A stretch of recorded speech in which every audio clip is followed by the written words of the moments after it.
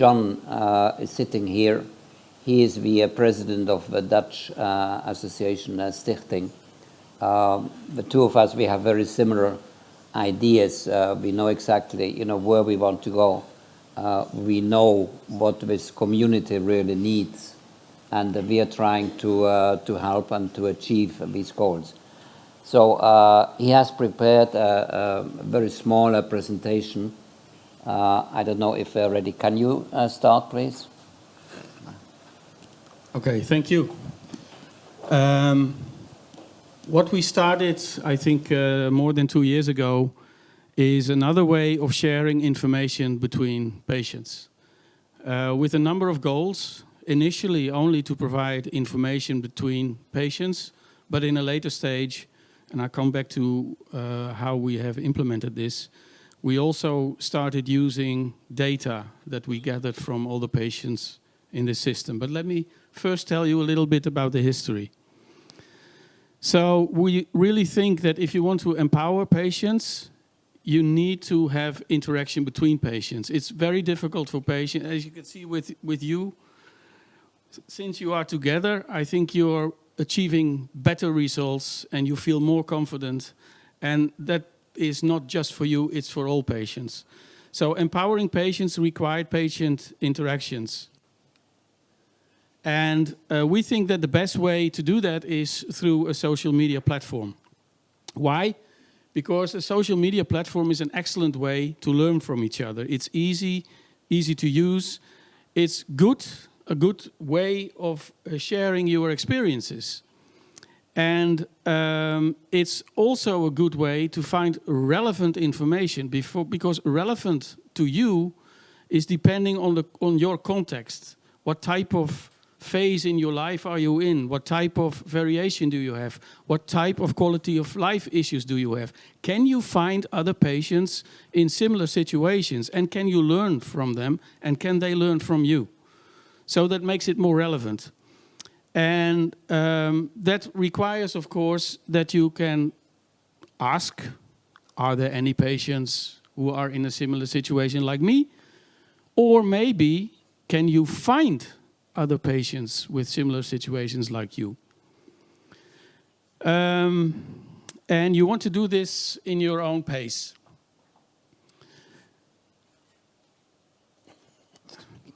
The final point that I can't read, but I know it by heart, is to collect data.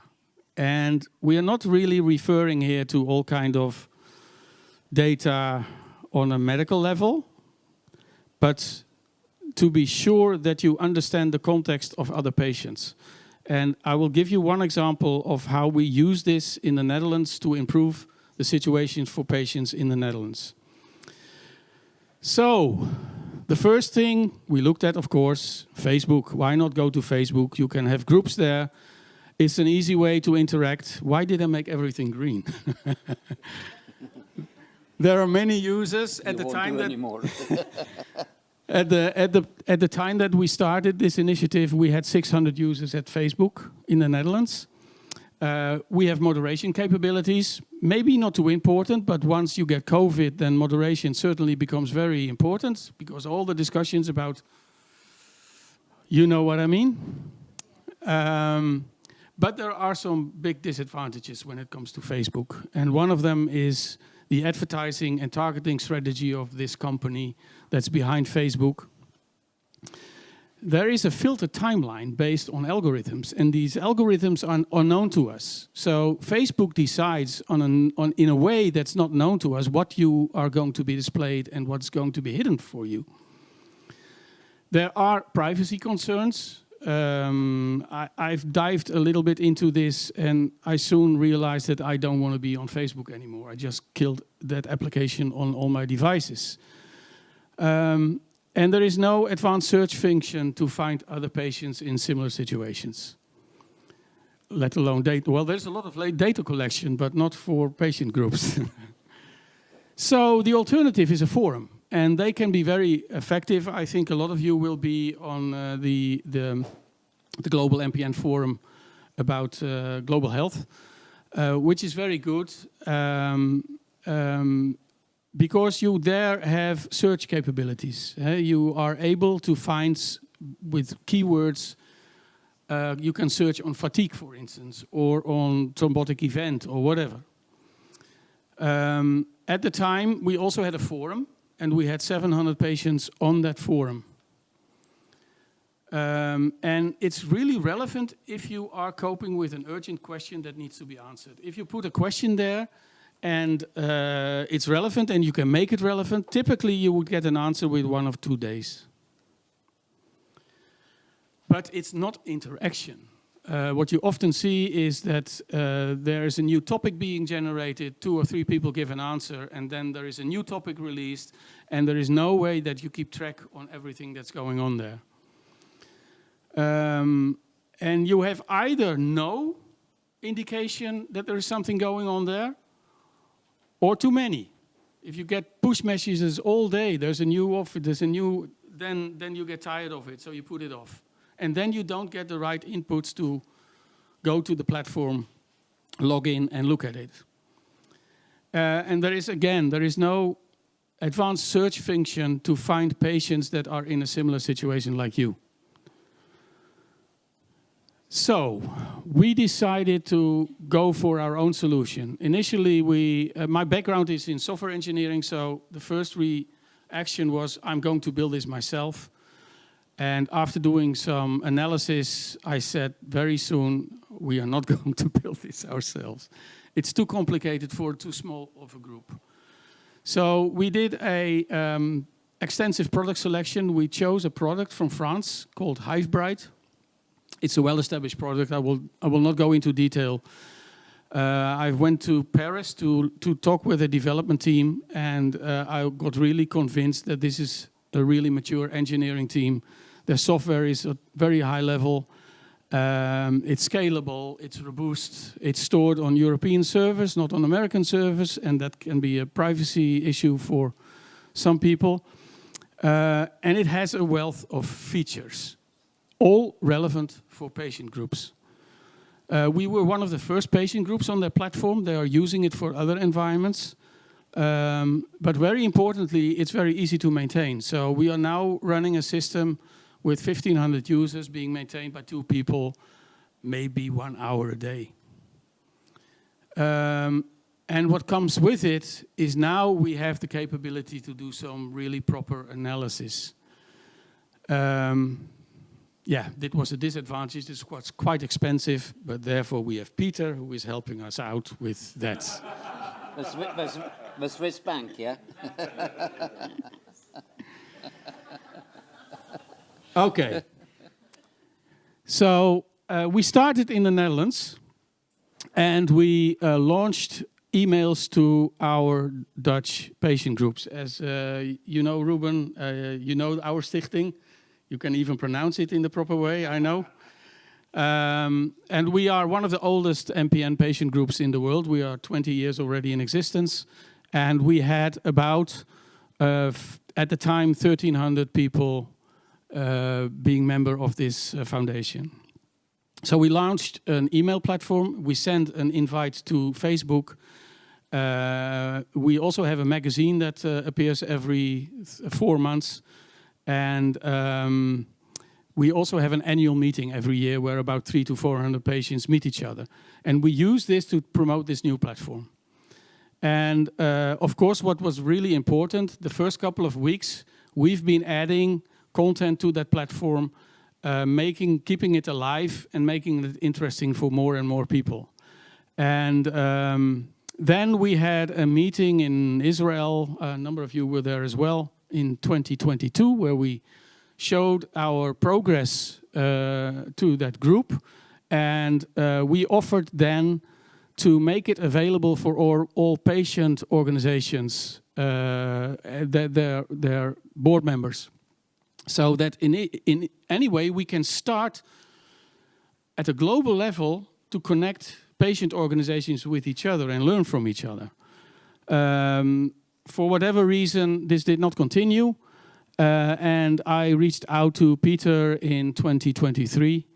And I am very happy to say that in this first quarter, we had our beta test where we moved the people from the MPN Stichting platform to the new MPN World platform, based on the same hardware and software, but now with the ability to have multiple countries signing up to this platform. And we went live in the Netherlands in April. So at this point, we have 1,500 people on the platform, which is about 15% of the patient population in the Netherlands. And we are also using, you can access this through the web, but also through apps on Android and iOS.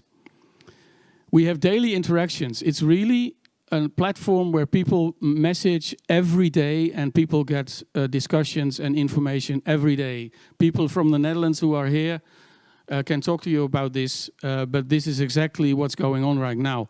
Peter was telling me there were a lot of people signing up for this event, and it was really noteworthy that a lot of them were from the Netherlands. I can tell you why, because we just did one post. There's an interesting event in Barcelona. And you see already that a lot of people have signed up now, by people from the Netherlands, looking at this event because they saw this advertisement on the platform. We have a very high user rating. And now I come to the point that was really relevant for us. We had extensive discussions with our medical advisory board. We have a medical advisory board of 5 people. What we see in our patient community, that although the level of expertise in the Netherlands is very high, and we should be very happy with the level of medical treatments in the Netherlands, I think is above average. Nevertheless, we still see too many situations where people are being treated by doctors who don't have any kind of experience with MPN and still are treating their patients. And we had very difficult discussions because a lack of data. We were not able to prove to them that there is a real problem in the Netherlands, that too many people who are diagnosed with MPN are being treated by doctors who don't have MPN experience.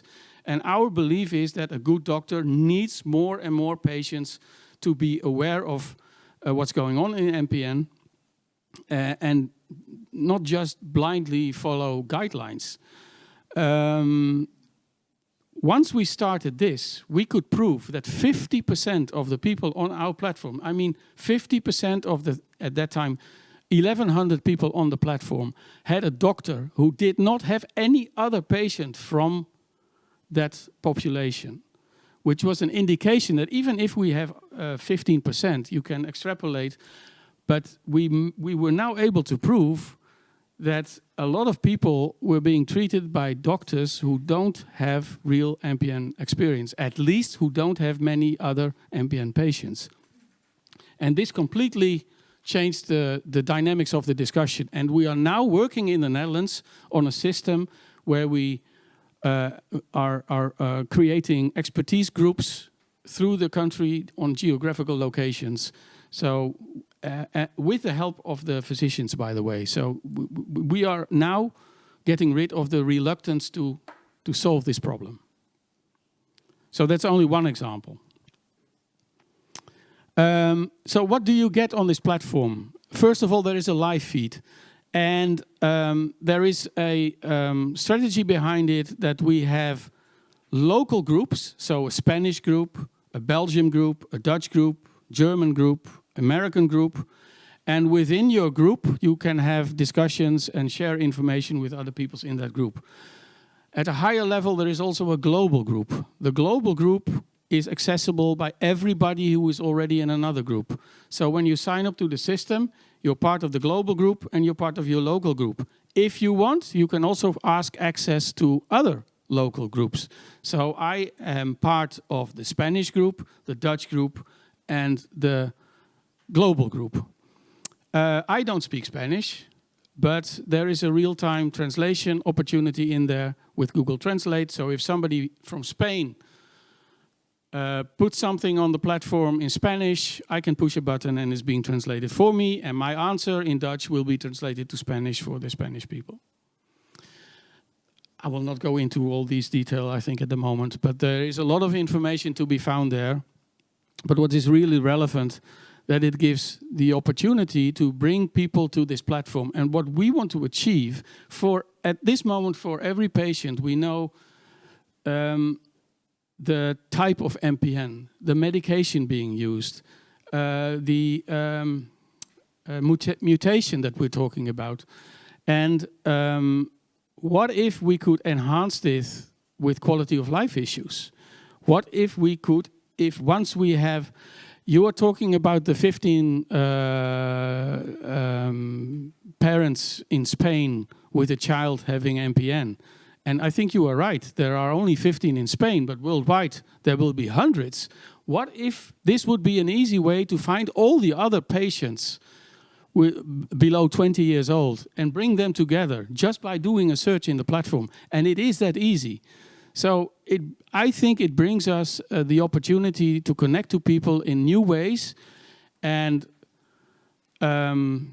get some data. It's not meant to be a system that is keeping all kind of medical data for the wrong purposes, but it will give us the opportunity to find patient groups that could be relevant for all kind of situations.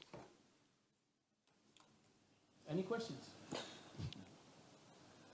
Well, we are just from the Spanish side, we are just now in a process to get adjusted to the system. So we tried out the system in Spain. They translated everything into Spanish, and we tested it. It worked well, and most probably next week we are going to start the activities. But the Spanish Facebook members, they will be transferred to the MPN world, in the local group. It's a very good system because you keep your national identity.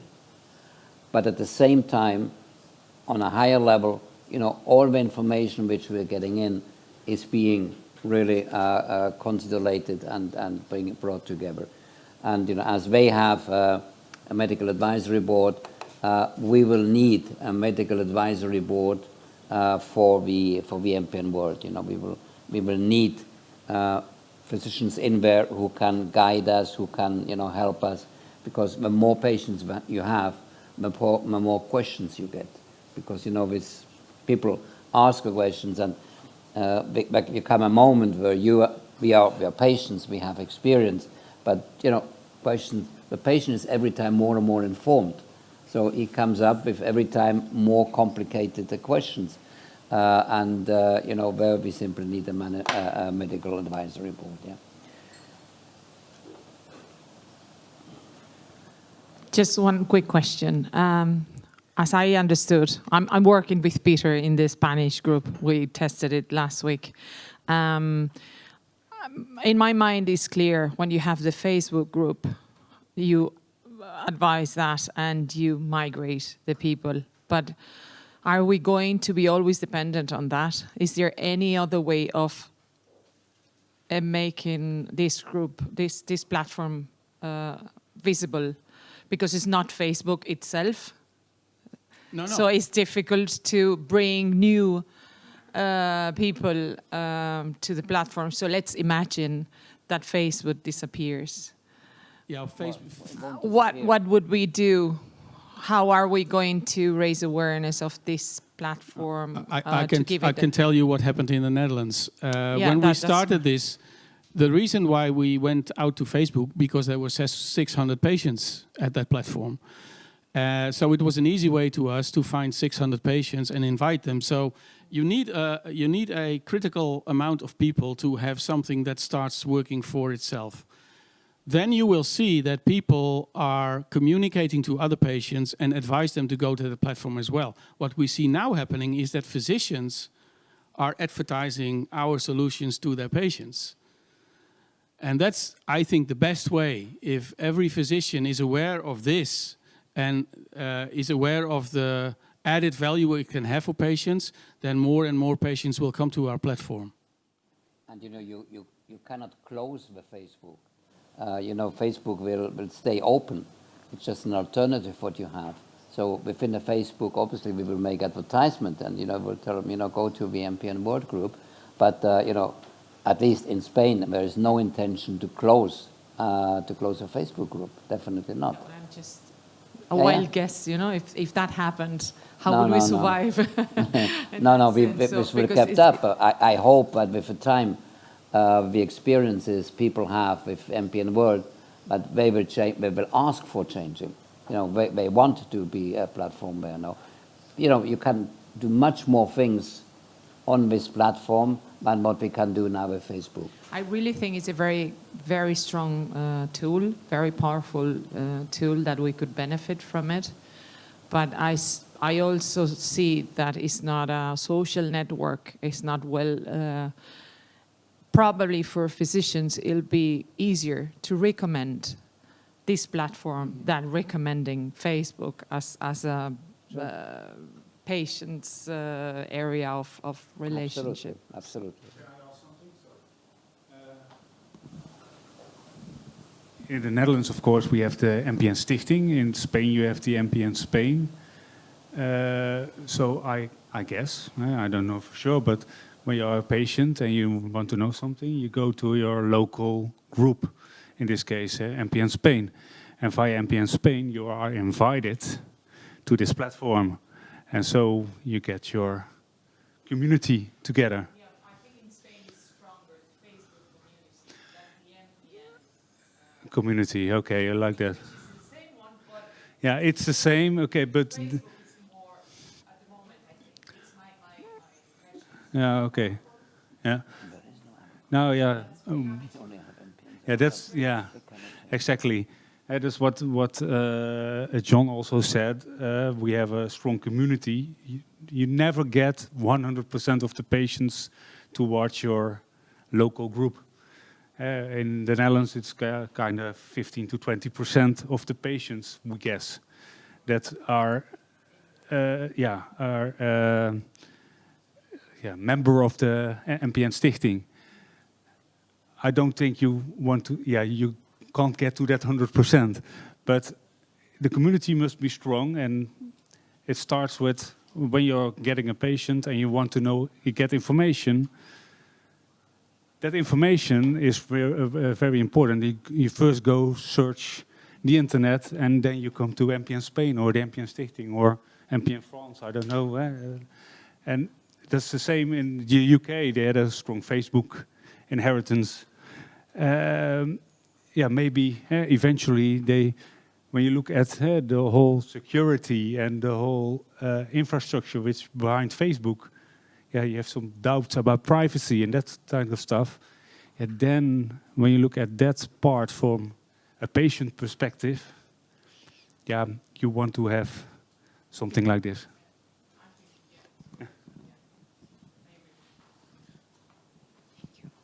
Okay, anyway, you will hear from us. I mean, we have people from France, we have, from Germany. We will contact them very soon. We will have some talks now during these days about this project. And again, the goal is to collect information. We are very powerful if we are working together. If we are a big community, I think then, we can really do things.